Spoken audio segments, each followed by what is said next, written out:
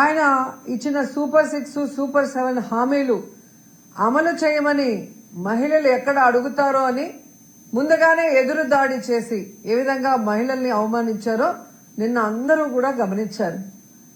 పల్లె వెలుగు బస్సులో స్టార్ట్ చేసి 1 ఇయర్ అయిందని జెండా పండుగ రోజు జెండాను ఎగరవేసి ఆ పల్లె వెలుగు బస్సులో మహిళల్ని ఎక్కించుకొని కట్ట దగ్గర ఉన్న తన ఇంటికి తీసుకువెళ్లి భోజనాలు పెడతానన్న పేరుతో ఏ విధంగా అవమానించి వాళ్ళ ఆత్మస్థైర్యాన్ని దెబ్బతీశాడో టీవీల సాక్షిగా ఈ రాష్ట్రంలో ఉన్న మహిళలందరూ కూడా గమనించారు.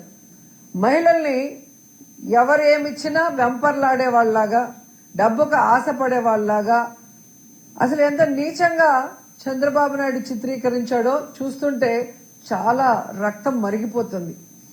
ఈరోజు చంద్రబాబు లాంటి డర్టీ పాలిటిషియన్ ఈ దేశంలోనే ఇంకొకరు లేరు అని కేసీఆర్ గారు చెప్పినప్పుడు కొంతమందికి అర్థం కాలేదు, కానీ ఈ రోజు పూర్తిగా అర్థమైంది. చంద్రబాబు నాయుడు లాంటి dirty politician one and only Chandrababu నాయుడే. ఆయనకి ఎవరు పోటీ రాలేరు, ఎవరు సాటి కూడా రారు డర్టీ పాలిటిక్స్ చేయటంలో. ఆయన చెప్పిన వ్యాఖ్యలు ఏంటి తెలుసా? అమ్మా, మీరు 2000 ఓటుకు తీసుకుంటే ఆ తీసుకున్నోడు 2 లక్షలు సంపాదించాలనుకుంటాడు, మీకు ఎలా మంచి చేయగలుగుతాడు అని చెప్పి సిగ్గు లేకుండా కళ్ళు అరపకుండా ఆయన చెప్పే నీతులు చూస్తే అసలు ఎవరికైనా కూడా కోపంతో రగిలిపోతారు. ఎందుకంటే ఒసామా బిన్ లాడెన్ ప్రపంచానికి శాంతి పాఠాలు చెప్తే ఎలా అందరూ నవ్వుకుంటారో చంద్రబాబు నాయుడు నీతులు చెప్తే అలాగే. అసలు ఓటుకి నోటు అనే పరిచయం చేసిన వ్యక్తి చంద్రబాబు నాయుడు. ఎన్టీఆర్ గెలిపించుకున్న ఎమ్మెల్యేల్ని లాక్కొని ఎన్టీఆర్ కి వెన్నుపోటు పొడవడానికి అదే డబ్బులు వాడాడు. వైస్రాయ్ హోటల్లో ఎమ్మెల్యేల్ని దాచిపెట్టి వాళ్ళకి బ్రీఫ్ కేసులతో డబ్బులు ఇచ్చి ఎన్టీఆర్ మీద ఎలా చెప్పులే ఇచ్చాడో ఇప్పటికి కూడా ఈ తెలుగు ప్రజలు మర్చిపోలేరు. అలాగే మీరు చూస్తే కేసీఆర్ గవర్నమెంట్ ని కూల్చడం కోసం ఏ విధంగా ఓటుకి నోట్ల కట్టలు రేవంత్ రెడ్డితో పంపించి ఆడియో వీడియోలతో సహా దొరికిపోయారో చంద్రబాబు నాయుడు చేసిన ఘనకార్యం అందరూ కూడా కళ్ళారా చూశారు. సో ఈ రాష్ట్రంలో డబ్బుతో వ్యవస్థల్ని మేనేజ్ చేయటం, సొంత తండ్రి లాంటి మామను వెన్నుపోటు పొడటానికి అదే డబ్బులు వాడటం, ప్రజల్ని మోసం చేసి తాను అధికారంలో రావడానికి అదే డబ్బులు వాడటం, అలాగే తాను చెప్పిన హామీలు నెరవేర్చినట్లు చూపించడానికి పచ్చ ఛానళ్లకి అదే డబ్బులు ఇచ్చి మేనేజ్ చేసుకోవటం, ఇవన్నీ కూడా ఆయన చేస్తూ ఓటుకు నోటు అని నీతులు చెప్తున్నాడు చూడు మహిళలకి. అది చంద్రబాబు నాయుడు గొప్పతనం. తప్పులన్నీ చంద్రబాబు నాయుడు చేస్తాడు, కానీ నిందలు ఎదుటి వాళ్ళ మీద వేయటానికి ఏ మాత్రం కూడా సిగ్గుపడడు. ఈరోజు క్లియర్ గా నేను చంద్రబాబు నాయుడు గారిని అడుగుతున్నాను. చంద్రబాబు నాయుడు గారు, మీకు 2 ఎకరాలు ఉందని అందరికీ తెలుసు, ఈ రాష్ట్రంలో ఉన్న వాళ్ళందరికీ. ఆ 2 ఎకరాల్లో 1 ఎకరా మీ తమ్ముడికి పోతుంది.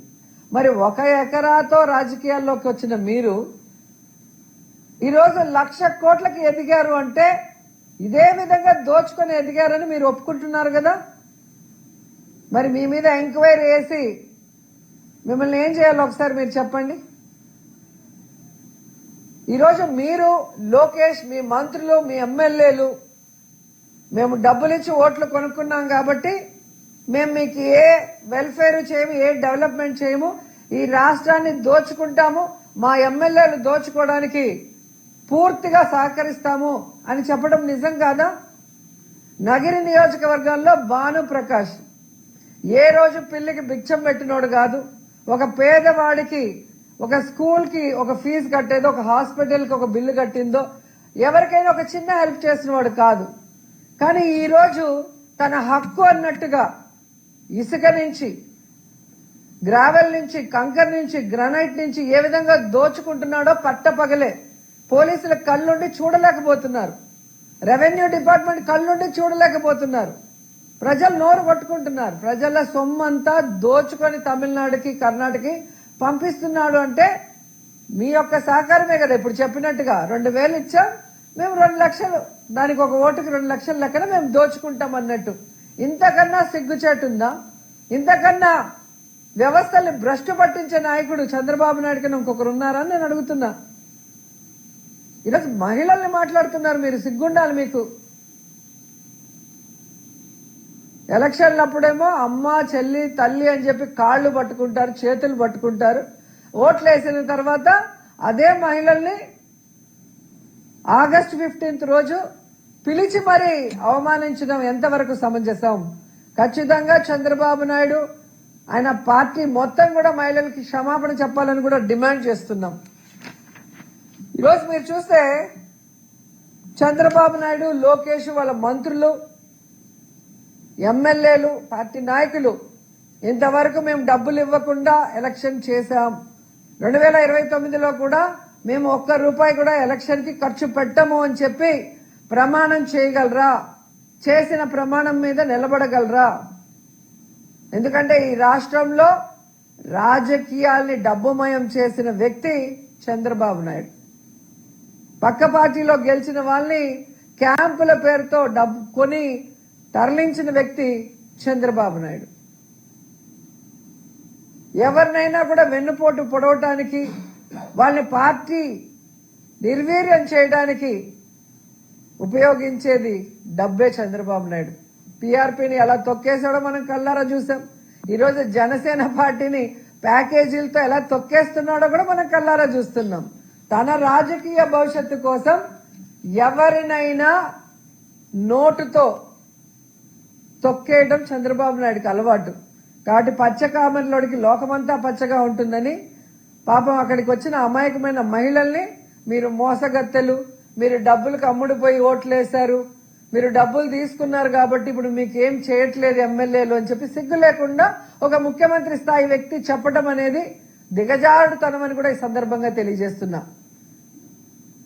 ఓటుకు నోటని నీతులు చెప్పడం కాదు, ముందు నువ్వు ఇచ్చిన హామీలను నెరవేర్చమని చెప్పి చంద్రబాబు నాయుడిని హెచ్చరిస్తున్నాం. ఏదైతే మహిళలకు నువ్వు చెప్పావో 50 ఏళ్లకే ఎస్సీ ఎస్టీ మైనార్టీ వాళ్ళకి మీరు పెన్షన్ ఇస్తామన్నారు కదా, అది ముందు ఇవ్వండి. 10 లక్షల వరకు 0 వడ్డీకి రుణాలు ఇస్తామన్నారు కదా, అది ముందు ఇవ్వండి. ఆడబిడ్డ నిధి కింద 18 ఏళ్లు నిండిన ప్రతి ఒక్కరికి డబ్బులు ఇస్తా అన్నారు కదా, అది ముందు ఇవ్వండి. నిరుద్యోగ మహిళలకి నిరుద్యోగ భృతి ఒక్కొక్కరికి 3000 ఇస్తా అన్నారు కదా, అది ముందు ఇవ్వండి. ఆడవాళ్ళ మాన ప్రాణాలని కాపాడడం కోసం తీసుకొచ్చిన దిశా చట్టాన్ని రద్దు చేశారు కదా, దాన్ని పునరుద్ధరించండి. అది వదిలేసి మహిళలకు చేయాల్సినవన్నీ కూడా పక్కన పెట్టేసి ఈరోజు 1 సెంటు భూమి ఒక మహిళకి ఇవ్వలేదు. ఇంకా బెల్ట్ షాపులు వీధి వీధిన ఊరూరా పెట్టి ఈరోజు విద్యార్థులు, మైనర్ బాలికలు, మహిళల మీద రేపులు, దాడులు చేసే పరిస్థితిని మీరు క్రియేట్ చేస్తున్నారు సిగ్గు లేకుండా. ప్రభుత్వంలో తక్కువ టైంలో ఎక్కడో ఊరికి దూరంగా ఉన్న షాపుల్ని మళ్లీ ప్రైవేట్ వాళ్ళ పరం చేసి ముబ్బడిగా ఎక్కడ పడితే అక్కడ బెల్ట్ షాపులు పెట్టి ఈరోజు చిన్న 5 ఏళ్ల 6 ఏళ్ల పిల్లల్ని కూడా రేప్ చేసి ముక్కలు చేసేసి పూర్తి చేస్తున్నారు. అంటే దానికి కారణం ఈ మద్యం కాదా? మీరు దగ్గరుండి పండిస్తున్న గంజాయి కాదా అని అడుగుతున్నా. కుప్పంలో అలాగే హోమ్ మినిస్టర్ ఉన్న ప్రాంతంలో గంజాయి ఎలా పెంచుతున్నారు, ఎలా తరలిస్తున్నారు కళ్ళారా చూస్తున్నాం కదా. మరి ఒక ముఖ్యమంత్రిగా ఉండి మీరు, హోంమంత్రిగా ఉండి ఆమె ఏం చేస్తున్నారు? ఎంతసేపు పక్కనోడికి నీతులు చెప్పడం, లేదా జగన్ గారిని గాని వైఎస్ఆర్ కాంగ్రెస్ పార్టీ నాయకుల్ని బూతులు తిట్టడం తప్ప కూటమి ప్రభుత్వానికి వేరొకటి చేతనవునా అని మేము అడుగుతున్నాం.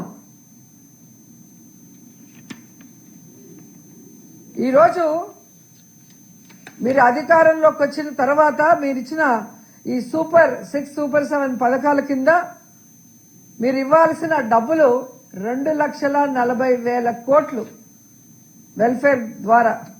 కానీ మీరు ఇచ్చిందంతా 31,000 కోట్లు, అంటే 13% మాత్రమే అలా విధులిచ్చేశారు. కానీ మీరు మాత్రం ఏ విధంగా ఇసుకలో, మట్టిలో, గ్రావెల్లో, మద్యంలో అమరావతి పేరు చెప్పి రాజధాని పేరు మీద అమరావతిని, అలాగే పోలవరం, అలాగే విద్యుత్ ప్రాజెక్టులు, కాంట్రాక్టులు, ఇలా అన్నిట్లో కూడా దాచుకోవడం. ప్రజల డబ్బుతో ఫ్లైట్లు వేసుకొని ఫారిన్కి వెళ్తారు, కానీ ఎక్కడికి వెళ్తారో ఎవరికి తెలియకుండా సైలెంట్గా వెళ్తారు. ఇక్కడ దోచుకున్న డబ్బు అక్కడ దాచుకోవటం, ఎక్కడ దాచుకున్నారో ఎవరికి తెలియకుండా. సో దోచుకోవడానికి దాచుకోవడానికి ఈవీఎంలను మేనేజ్ చేసుకుని ఈరోజు ఈవీఎం సీఎంగా వచ్చి మహిళలకు మీరు నీతులు చెప్తారా? ఈరోజు మహిళలు ఇంటికి మహారాణులు. మొగుడు 1,00,000 తెచ్చినా, 50,000 తెచ్చినా, 5,000 తెచ్చినా, 1,000 తెచ్చినా కష్టపడి ఆ కుటుంబాన్ని దాంట్లోనే వాళ్ళు గుట్టుగా గౌరవంగా బ్రతికే వాళ్ళు. తమ పిల్లలకు చదువు గాని, తమ అత్తమామలకి సేవ గాని, తమ భర్తకి అండగా నిలబడి పనిచేసే వాళ్ళు మహిళలు. మహిళల్ని చేతులెత్తి నమస్కరించాల్సింది పోయి డబ్బు కోసం దేనికైనా వెంపర్లాడే వాళ్ళలాగా నువ్వు చిత్రీకరించావు. చూడు, మహిళల చేతిలో చావు దెబ్బ తింటారు తెలుగుదేశం పార్టీ వాళ్ళు. గతంలో కూడా ఇలాగే మాట్లాడారు. కోడెల శివప్రసాద్ గుర్తుందో లేదో మీకు? కారు గ్యారేజ్ లో ఉండాలి, ఆడది వంటింట్లో ఉండాలి అని. ఏమయ్యాడు? కాబట్టి ఆడవాళ్ళు దేవుళ్లతో సమానం. వాళ్ళు నిస్వార్థంగా కుటుంబం కోసం పనిచేసేవాళ్ళు. అలాంటి మహిళల్ని అవమానించిన చంద్రబాబు నాయుడు ఇప్పటికైనా బుద్ధి తెచ్చుకొని మహిళలకి క్షమాపణ చెప్పండి. భవిష్యత్తులో డబ్బు మదంతో రాజకీయాల్ని భ్రష్టు పట్టించకుండా, మేము రాజకీయాల్లో డబ్బుని వాడము, డబ్బుతో ఎమ్మెల్యేలని కొనము, నీతిగా నిజాయితీగా మేము చేసిన వెల్ఫేర్ గురించి చెప్పే ఎన్నికలకు వెళ్తాము అని చెప్పి ప్రమాణం చేయండి. దానికి కట్టుబడి ఉండండి. ముందు మీరు నేర్చుకోండి, తర్వాత వేరే వాళ్ళకి నేర్పించవచ్చు. వింటున్నారు కదా అంటే సామెత ఉంది చిత్తూరు సైడు, వినేవాడు ఎర్రోడైతే చెప్పేవాడు చంద్రబాబు నాయుడు అంట. చేసే ఎదవ పనులన్నీ చంద్రబాబు నాయుడు, లోకేష్ చేస్తారు, కానీ పక్క వాళ్ళకి నీతులు చెప్తా ఉంటారు. ఫస్ట్ మీరు ఏదైతే హామీలు ఇచ్చారో ఆ హామీల్ని 100% నెరవేర్చండి. మీకన్నా వయసులో చిన్నవాడు జగన్మోహన్ రెడ్డి గారు. తను ఏమి హామీలు ఇచ్చారో 98% పూర్తిగా చేశాడు. కోవిడ్ వచ్చినా ఏమొచ్చినా కూడా కుంటి సాకులు చెప్పలేదు. ఆ రోజేమో జగన్మోహన్ రెడ్డి గారు ఇచ్చే ప్రతి ఒక్కటి ఇస్తాను, అంతకు మించి ఇస్తాను అని చెప్పిన నువ్వు ఈరోజు ఇవ్వాలనుంది, కానీ బాధగా ఉంది, డబ్బులు లేవు. నువ్వు దిగిపోయే రోజు 100 కోట్లు కూడా లేవు జగన్మోహన్ రెడ్డి ముఖ్యమంత్రి అయిన రోజు. కానీ ఏ రోజు నెగటివ్ కామెంట్ జగన్ గారు చేయలా. సంపద సృష్టించాడు, తను ఇచ్చిన హామీలను నెరవేర్చడమే కాకుండా ఈ రాష్ట్రంలో అనేక అభివృద్ధి కార్యక్రమాలు చేశారు. కానీ మీరు దిగేటప్పటికి 1,000 కోట్లు పెట్టారు. కానీ మీరు సిగ్గు లేకుండా బీదేడుపులు ఏడుస్తూ సంపద సృష్టిస్తానని అప్పులు సృష్టిస్తూ ఆ అప్పుల్ని కూడా ప్రజల వెల్ఫేర్ గాని డెవలప్మెంట్ కి వాడకుండా కేవలం మీరు దోచుకోవడానికి మీ కాంట్రాక్ట్లకు పనులు చేయకుండానే పంచి పెడుతున్న విషయం కూడా ఈ రాష్ట్ర ప్రజలందరూ కూడా చూస్తున్నారు. ఖచ్చితంగా రాబోయే లోకల్ బాడీ ఎలక్షన్స్ లో ఈ రాష్ట్రాన్ని దోచుకున్న విధంగాని, ప్రజల్ని మోసం చేసిన విధంగాని, ముఖ్యంగా మహిళల్ని అవమానించిన విధం, వాళ్ళకిచ్చిన ఏ వెల్ఫేర్ నెరవేర్చకపోవడం అనేది వాళ్ళందరూ గుర్తుపెట్టుకుని కూటమి ప్రభుత్వానికి చావు దెబ్బ ఇస్తారని కూడా ఈ సందర్భంగా హెచ్చరిస్తున్నారు.